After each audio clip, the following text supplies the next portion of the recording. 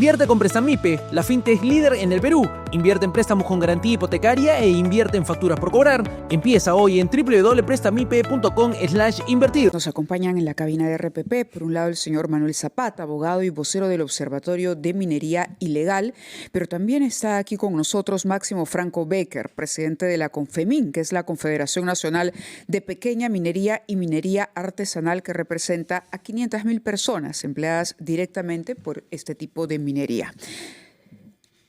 Claro, hay que empezar indicando de pronto, y quizá podría hacerlo el señor Máximo Franco Becker, la diferencia entre la minería ilegal y la minería artesanal, que es el punto de partida del que deberíamos, digamos, iniciar, que debería quedar claro para todos, para poder observar que aquí, con quienes nos enfrentamos, es con los ilegales.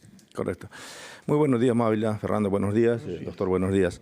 Muchas gracias por la oportunidad. Efectivamente, bueno, la minería ilegal es aquella persona natural o persona jurídica o varias personas que hacen minería en lugares prohibidos, en lugares donde no se puede hacer minería, en lugares donde el Estado ha declarado pues zonas intangibles, reserva nacional, poblaciones, todo eso es ilegal. Ahí no.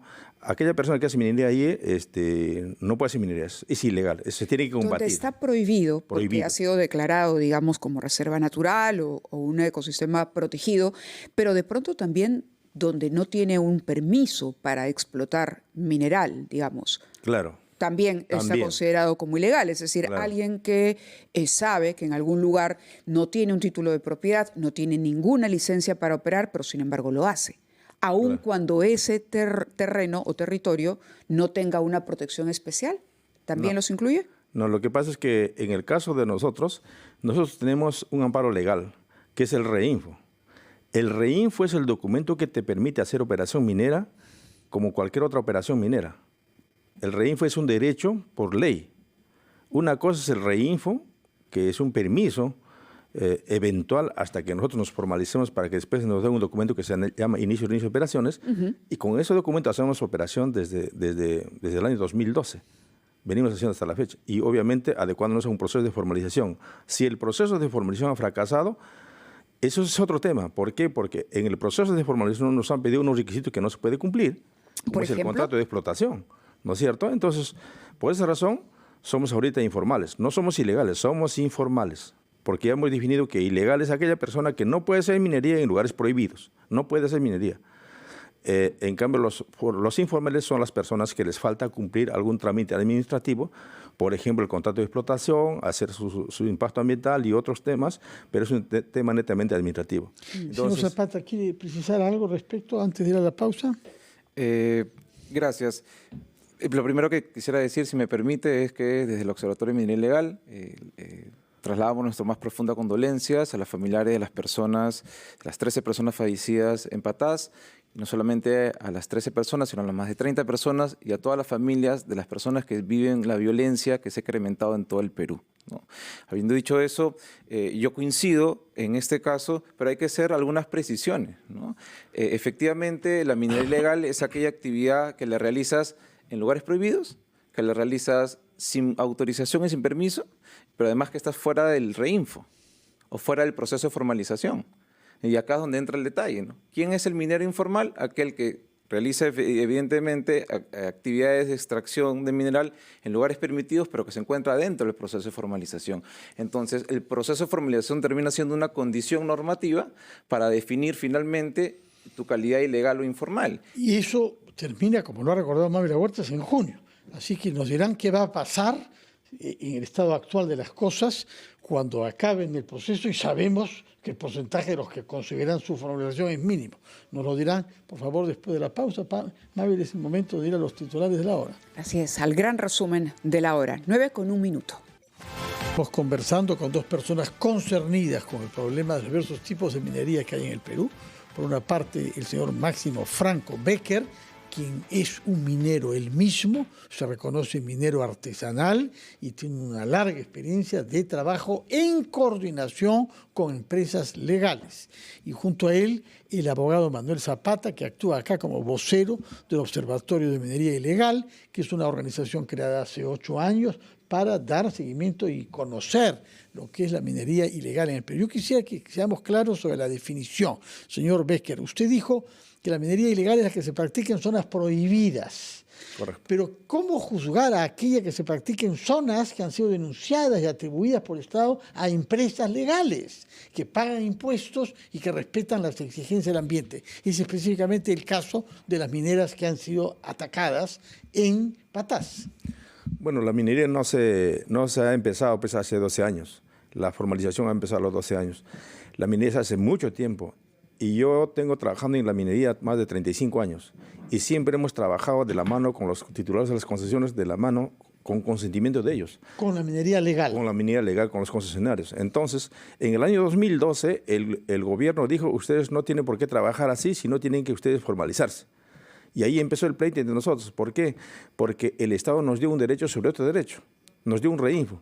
¿Justamente para qué? Supuestamente el Estado para cumplir algunos temas ambientales y otros temas de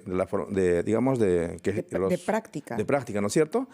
Entonces, pero nosotros hemos estado trabajando ahí. Y entonces nos dijo, no, ustedes tienen que formalizar y tienen que registrarse. Y nos registramos con las coordenadas justamente dentro de ese derecho minero. Usted se ha registrado. Yo me registré. Es un minero artesanal formalizado. Ahora, explíquenos esa relación. Es interesante usted lo que dice, porque nos hablaba de los costos para la exploración y cómo un minero artesanal puede servir o puede resultar útil, digamos, para una minera grande. Correcto. Nosotros somos, en pocas palabras, somos un mal necesario para la gran minería o para las grandes mineras o para quien sea. ¿Por qué razón? Porque nosotros somos como los que descubrimos las vetas. Porque hacer un proyecto de exploración cuesta mucho dinero y muchas empresas no quieren invertir. Y lo más fácil es llamar a la gente o a los mineros que hacen este tipo de trabajo ancestral y búsquense en las labores, te doy la concesión, vaya a buscarse y trabájate. Y siempre hemos hecho eso. Y así es. Entonces, cuando dentro de su concesión de ellos. Y una vez que encontramos la beta, entonces ya recién hacemos, nos dice ya trabajen nomás y nos dan el mineral nosotros y compartimos y todo lo demás. Hacemos un pequeño contrato. Pero se hace un contrato formal. Sí, un pequeño acuerdo, no necesariamente un contrato formal como debe de ser, solamente donde él me autoriza para trabajar y me da todas las facilidades y yo saco el mineral y le llevo a su plan. ¿Eso cambia en 2012? Sí, cambió. ¿Por qué? Porque el Estado me dio un derecho sobre otro derecho, me dio algo que no, tú eres independiente, tú mismo haces tu impacto ambiental, tú mismo tienes tu personal, tú mismo comercializas el mineral y tú no tienes por qué decir al dueño, acá está el mineral, ¿no? Y nos dio cierto poder, digamos, sobre Pero también les exigía, por ejemplo, un estudio de impacto ambiental. Sí, claro, eso estamos cumpliendo nosotros. Todos los que estamos en el proceso de formalización estamos cumpliendo todo ello. O sea, no tenemos ningún problema en eso. Vamos a ver si el señor Zapata está de acuerdo con esa versión que ha dado sobre el año 12 como el origen del conflicto entre mineros ilegales y los mineros formales. En el año 2012, primero no es la figura de la formalización como una política pública que inicia en el año 2012 no es una decisión antojadiza, no es una decisión de que se levantó el presidente de la República y dijo, bueno, se me antoja hacer un proceso de formalización porque soy el presidente de la República. No es así. El proceso de formalización es una decisión junto con otras decisiones que se dan en ese momento. ¿Qué pasaba hasta ese momento? La capacidad de poder controlar administrativamente la pequeña minería artesanal por parte de los gobiernos regionales fracasó. Entonces empezó a salirse de control la actividad, empezaron a aparecer noticias de impactos ambientales, de afectación a los ríos, de afectación a comunidades, de afectación a las personas, ¿no? Denuncias sobre apropiación ilícita de tierras, denuncias porque no se dejaban fiscalizar. Entonces una serie de hechos que hicieron que se tomen una serie de acciones para proteger la salud pública, para proteger la salud ambiental, para proteger el ecosistema, para proteger la economía. Entonces, es una decisión basada en una serie de situaciones que se vivieron, ¿no? Entonces, se crea esta figura del proceso de formalización, se crea el delito de minería ilegal, porque hasta entonces no había un delito de minería en el Código Penal, ¿no? Se da una exención de responsabilidad penal. Entonces, lo que hace el Estado dice, bueno, la zanahoria y el garrote, ¿no? No solamente voy a crear un delito y te voy a perseguir si no cumples, es decir, si extraes sin autorización, pero además si tu extracción sin autorización genera un impacto, sino también voy a crear una figura que es el proceso de formalización para que te voy a ayudar a que te adecúes bajo los estándares regulares del Estado, que es un proceso de formalización. El otro día, en un enlace telefónico en la rotativa, yo le decía, los procesos de formalización en el planeta son temporales. Los estados los crean para ayudar a que los ciudadanos puedan adecuar su actividad y después estén bajo la tutela regular. Lo que viene pasando ahora es que esa excepción es la regla. Entonces estamos en un proceso de formalización que es caótico y donde reina el caos, hay comodidad para quienes quieren no ser fiscalizados. De acuerdo. Ahora veamos qué es lo que ustedes consideran que se debe hacer en vista de esta situación de una criminalidad que ha adquirido formas cínicas y absolutamente extremas. Su opinión, señor Becker, sobre lo que debería hacer el gobierno en Patas específicamente. Bueno, lamentablemente el gobierno está siendo incapaz en este aspecto de controlar, no solamente en Patas, sino en todo el Perú, la inseguridad, digamos. O sea, es notorio eso, digamos. No ha podido controlar. En Patas, hace un año están en estado de emergencia y no hay ningún detenido, no hay nadie que ha sido producto de esa medida, algún resultado favorable. A pesar de eso, han ocurrido estos hechos, cosa que lamentablemente se le está escapando al gobierno, digamos, de poder controlar, digamos, esta situación. ¿Qué debería pasar? ¿Cómo debería resolverse esto? Bueno, sobre la seguridad ciudadana, la responsabilidad tiene el gobierno. Ahí, nosotros, por ejemplo, sobre Patas, esas personas que han fallecido, esas personas no están en proceso de formalización, para empezar. Esa empresa que dice que la minera poderosa que ha contratado, que es una empresa, R&R, no está en proceso de formalización. Por lo tanto, no ha podido tener un contrato de explotación, ni mucho menos. Ahora ha tenido otro tipo de contrato de servicios que es muy distinto. ¿Ya? Entonces, en esos actos yo... Es muy distinto, ¿qué quiere decir? Contrato es contrato. Hay diversas formas de actividad que empresas proveedoras hacen para las mineras. Correcto. Mi opinión se basa en el tema gremial. Yo hablo de los mineros que están en proceso de formalización, los mineros que queremos la legalidad, los mineros que sí cumplimos con todo, que pagamos impuestos, que cumplimos con el tema ambiental y estamos empujando justamente la ley MAPE para que se apruebe y finalmente llegamos a una. De eso yo puedo hablar. Los actos delictivos que hay es responsabilidad del gobierno, de las autoridades y todo aquello Pero que... en principio reconoce la existencia de una actividad ilegal, de una minería ilegal que ha crecido con los años y que puede apelar, digamos, a este tipo de ejecuciones para dejar sentada una amenaza incluso contra el artesanal. Correcto, nosotros somos las primeras víctimas justamente de estos delincuentes que vienen a aprovecharse justamente de alguna debilidad, digamos, de este sistema de la formalización o de algún reinfo o de algún minero para poder hacer sus fechorías. Pero nosotros no tenemos absolutamente nada que ver, no podemos permitir que ahora en algunos medios dicen, han puesto ahí una publicación, han puesto reinfo en puras cruces. Como si el reinfo fuera producto, digamos, para ir a asesinar. El reinfo es para hacer minería. Ahora, sin duda, si se establece, y dejo la pregunta porque entiendo que tenemos que ir a la pausa, sin duda, si uno fija una fecha de caducidad para el reinfo y uno dice, bueno, hasta aquí nada más, correcto, va a haber una depuración.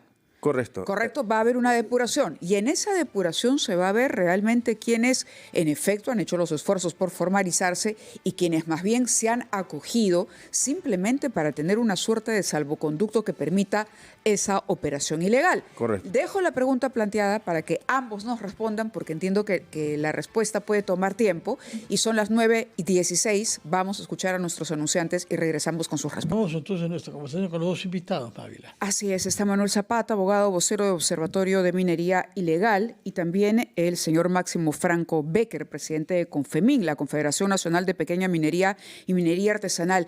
Y antes de ir a la pausa decíamos, ambos han coincidido en que Reinfo fracasó. Durante la pausa hablábamos de los motivos y ahí tenía una explicación el señor Franco Becker a propósito de por qué ha fracasado, cuál es el requisito que finalmente para ustedes es imposible de cumplir o el que alegan es imposible para que al cabo de tanto tiempo, de 2012, solamente se hayan podido acreditar o formalizar 1.5% de todos aquellos que están en Reinfo. Sí, efectivamente, el 97% aproximadamente de todos los mineros que estamos en proceso de formalización trabajamos en denuncias de terceros. No es nuestro denuncio, no es nuestro terreno. Y el requisito que nos piden para formalizar, nos piden acreditar la titularidad del predio, del terreno. Y entonces, ¿cómo? A través de un contrato de cesión o de explotación. Y ese contrato de explotación de cesión no lo podemos firmar hasta la fecha. Y solamente ha logrado firmar de común acuerdo el 1.5% durante 12 años y se han gastado más de 900 millones de soles. Señor Zapata. Sin duda es un problema dentro de la lógica de la formalización en los contratos o la titularidad o los contratos entre el titular del terreno superficial con quien va a ejecutar la actividad. Sin embargo, yo creo que en ese aspecto el Estado debería pensar en mecanismos para mediar y que eso se pueda dar. Pero no hay que perder de vista que muchos de las ejecuciones de la minería artesanal, en ese sentido, están posicionados sobre territorios que han sido de manera indebida, ya sea por una figura de usurpación de tierras, o ya sea que están asentados de manera indebida y ilegal. Entonces, quien es titular, si tú vienes y te asentas de manera ilegal, evidentemente no va a querer bajo ninguna circunstancia hacer ningún tipo de... Pero usted mencionaba durante el corte que que la ley permite que haya un contrato, digamos, de relación y que con eso se podría subsanar el problema de la titularidad. La acreditación o una especie de convenio o una especie de negociación con el titular del terreno. Es decir, ¿no se requiere el título de propiedad? No necesariamente, basta con que tengas un contrato o basta que tengas un convenio con esta persona que te habilite o te permita poder hacer ejecución en ese espacio geográfico, ¿no? Entonces, pasa que muchas veces, como decía, el momento en el que se encuentran ha sido de manera indebida, una figura de usurpación, una figura de tráfico de tierras también, que es parte del problema de que no hay claridad sobre lo que sucede, ¿no? Señor Máximo Becker. Bueno, lamentablemente el doctor no... Una cosa es que puede interpretar legalmente las cosas, pero la minería artesanal no es así. En primer lugar, nosotros estamos legalmente, en las condiciones que estamos trabajando, estamos legalmente. ¿Por qué? Porque se dio una ley y se reguló por otras leyes para la formalización. Tal es el caso, por ejemplo, que nosotros hacemos toda la operación como debe de hacerse. Sacamos permisos de explosivos, insumos químicos, pagamos, hacemos el tema ambiental, tenemos planilla. Es más, pagamos impuestos. Los ilegales. Todo el mundo paga los impuestos. 500.000 miembros que usted dice de Confemín. Todos los que estamos en proceso de formalización. Sí. ¿Ya? ¿Cuántos son? ¿Qué porcentaje de los 500.000 miembros que dicen que hay en Confemín? Bueno, nosotros somos 87.000 RINFOS más o menos. Con esos 87.000 RINFOS trabajan aproximadamente 500.000 personas. Entonces, con un REINFO se puede trabajar 10 personas, 5 personas, 10 personas, 300 personas puede trabajar. Entonces, pero el sistema de trabajo en la minería artesanal no es como la convencional.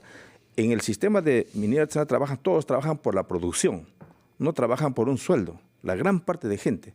Entonces, cuando nosotros sacamos un volumen de mineral, lo vendemos, lo comercializamos y nos repartimos cada uno a cómo nos toca. Así se trabaja. En cambio, en la minería convencional trabajan por un sueldo. Señor Zapata, ¿su opinión sobre esto? Es curioso porque seguramente el señor seguro que usted ya está formalizado, tiene ya está formalizado, concluyó el proceso de formalización. Si yo estaría formalizado, no estaría aquí. Usted no está formalizado. Entonces, es curioso que se diga que cumplen una serie de requisitos, pero si cumplen con todos los requisitos, ¿dónde está la resolución de inicio o reinicio? El contrato. Hay que partir de la idea que estar inscrito en el REINFO no es un permiso propiamente dicho. Eso es una desnaturalización de la figura normativa. Y eso es parte también del fracaso de la figura de la formalización. Por eso, esa era la pregunta. ¿Por qué no se ha podido formalizar?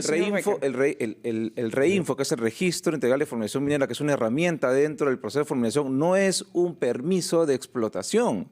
Es simplemente una inscripción en la que tú debieras ser fiscalizado por el gobierno regional hasta que termines de cumplir todos los pasos. Entonces habría que verificar si efectivamente, como dice el señor, cumple con todos los requisitos y paga todos los impuestos y cumple con los estudios de impacto ambiental que se han construido específicamente para esa actividad. Entonces, si cumpliera con todos los requisitos, no estaríamos en este estadio. Son de los 87.000 mineros que están dentro del REINFO, solamente se han formalizado ni el 1%. Entonces, esos 500.000 mineros, ¿dónde operan? ¿Bajo qué circunstancias? Porque si son solamente el 10% formalizado... Sí. A ver, gracias. En realidad, el doctor, una cosa es la formalización y otra cosa es el proceso de formalización. Esas 20.000 personas no están formalizadas, doctor. Está usted en un error, no es formalizado. Esas 20.000 personas están activos en el sistema de formalización. No están formalizados. Los que están formalizados, doctor, son las personas que ya no existen incluso en el sistema, ya no están ya, porque cuando uno se formaliza ya no tiene REINFO. Le sacan REINFO, ya está en otro rubro, ya no está. Entonces, la formalización, el doctor pregunta, ¿por qué no, si cumples con todo, por qué no es formal? Exacto. Porque no firmo ese contrato de explotación. Eso no me quiere firmar el titular de la concesión. Yo cumplo pagando impuestos, cumplo con todo lo demás. Soy informal solamente por no tener ese contrato de explotación. Y no lo tengo yo y no lo van a tener y tampoco lo voy a tener nunca. ¿Por qué? Porque no me pongo de acuerdo en el tema comercial con el titular de la concesión. Porque ¿qué cosa quiere el concesionario? Quiere someterme a sus condiciones. Y en esas condiciones no voy a firmar un contrato de explotación. Ese es el gran tema. No es que somos formales. Estamos en proceso. Esos 20.000 que habla el doctor y todo el mundo habla. ¿Cuál es la solución? Porque no se puede mantener esto de una manera Yo indefinida. no dudo que haya figuras, seguramente es el caso del señor, en el que efectivamente no cumpla con quizá el 80% de los requisitos y quizás su único problema o su única traba sea El acuerdo económico el acuerdo con la económico. concesión. Ajá. Pero ¿qué pasa con los miles y miles y miles de mineros que están dentro del proceso de formalización, que utilizan el RIFO como un escudo de impunidad? Porque eso es lo que es un escudo de impunidad. ¿Por qué? Porque no te puede investigar la fiscalía y porque quien debiera fiscalizarte, que es el gobierno regional, no tiene las capacidades logísticas, técnicas ni económicas para poder hacer una fiscalización. Si yo le preguntara al señor en estos últimos 3 años cuántas veces ha recibido la fiscalización del gobierno regional, quieres escuchar la respuesta, ¿no? Y es así. Ahora, la pregunta es, ¿los gobiernos regionales tienen la capacidad de fiscalizar a los que están en el proceso de formalización? No la tienen. Entonces es un estadio cómodo, ¿no? ¿Quién no responde, Es un señor estadio Becker? cómodo. El problema de la fiscalización es un problema de presupuesto. El que dirige el proceso de formalización es el Ministerio de Energía y Minas a través de la Dirección General de Formalización.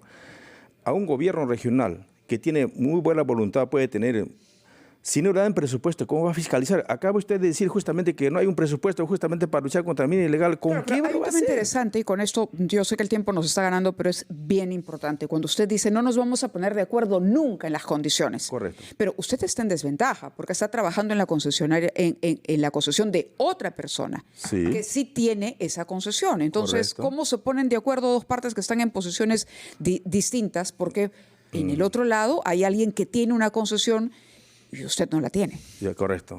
Esa es muy buena pregunta. En esas concesiones que nosotros trabajamos, ellos no trabajan. Esas concesiones están acaparadas. Son concesiones ociosas que nunca lo van a trabajar tampoco. ¿Ya? Solamente ellos tienen la concesión para someternos a nosotros a poder aceptar sus condiciones. Entonces, la solución, estamos planteando nosotros la reversión de concesiones ociosas. Ellos no pueden tener 400.000 hectáreas cuando solamente ocupan 3% de su operación.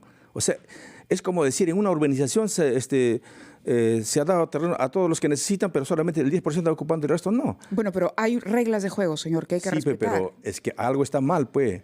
Algo está mal. En el Perú, el 80% de la economía, de la población económica activa es informal. ¿Por qué es informal? No es informal porque no quiere, es porque la condición no le permite formalizarse.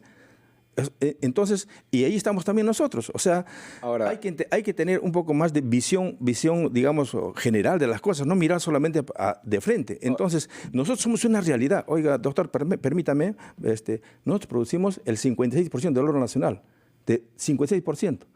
Con la ley en contra, con la policía en contra, con todo en contra. Nosotros somos una oportunidad para el Perú. Pagamos impuestos. ¿Quién no paga impuestos? Todo el mundo paga impuestos. ¿Y ese oro cómo se exporta? Legalmente.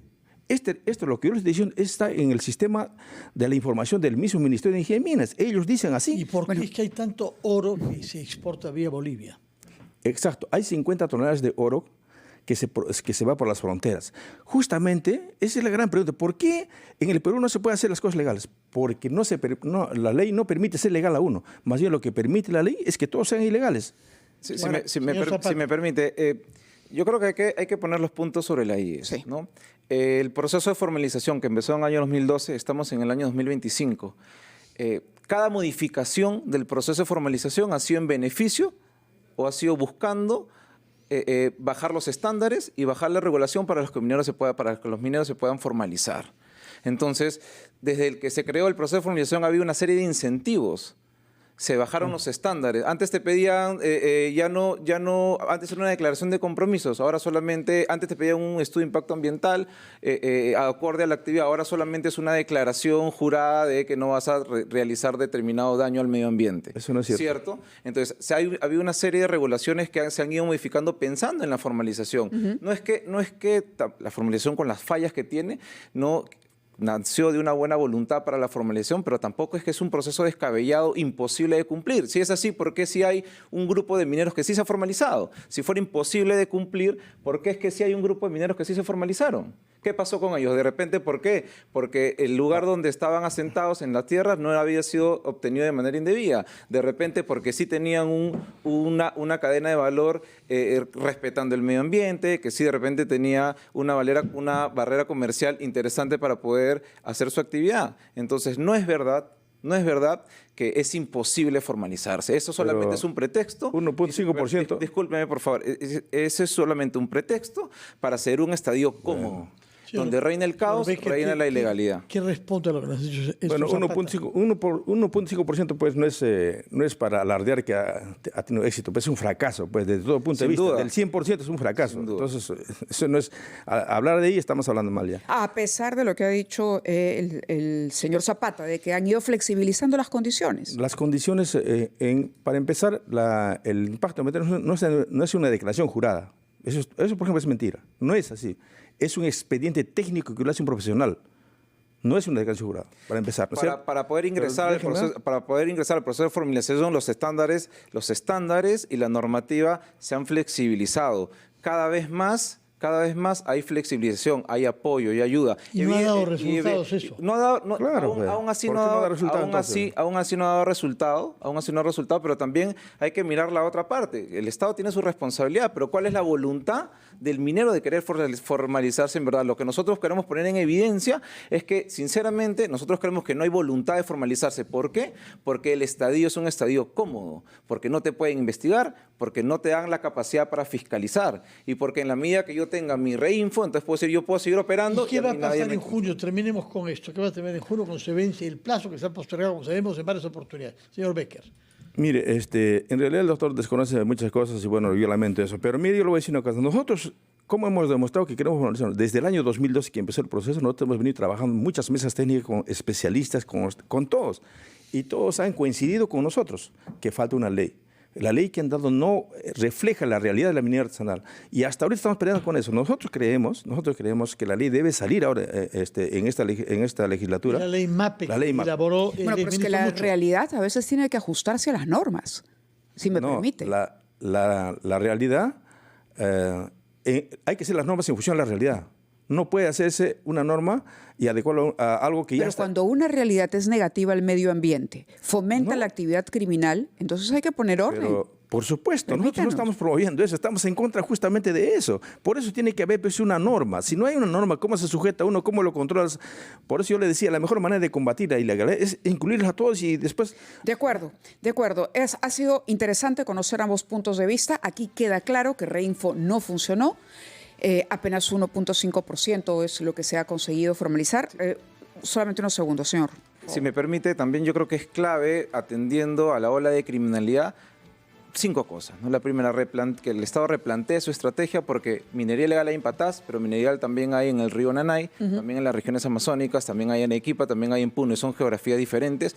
Y si hay geografías diferentes, modos operandi diferentes, y la estrategia tiene que ser una estrategia integral. Segundo, tiene que haber un incremento del presupuesto. No puede ser que si hacemos un cálculo rápido, para julio de este año se estaría acabando el presupuesto destinado para las acciones de interdicción. Entonces, salvo la minería ilegal funciona solamente de enero a julio, ¿qué va a pasar de agosto a diciembre? Ya no habría presupuesto. Segundo, utilizar la inteligencia, el ámbito preventivo. La minería ilegal, ¿cómo hacemos para competir con la minería ilegal? Activar desarrollo productivo local es clave. Yo le daba un dato. En la Amazonía, el ingreso promedio es de 900 soles de un trabajo lícito. La minería ilegal te otorga un resultado de 3.000 soles mensuales. Entonces, ¿cómo compites contra eso? Entonces, sí. Palabras del señor Becker en reacción a lo que ha dicho el señor Zapata. Bien, yo lo único que digo es que yo hablo de todos los mineros que estamos en proceso de formalización, que queremos la legalidad, que queremos cumplir con toda la ley y queremos una ley para que eso funcione. ¿Qué va a pasar con ellos a fin de julio si no logran formalizarse? ¿Que Guillermo va a formalizar? No, usted no, con aquellos sobre los que usted habla. Bueno, si es que se da la ley, todos se van a formalizar. Si no será con La ley MAPE. Con la ley MAPE. Si no será el 100%, con todos los... Pero algo tiene que funcionar las cosas, tiene que haber una ley.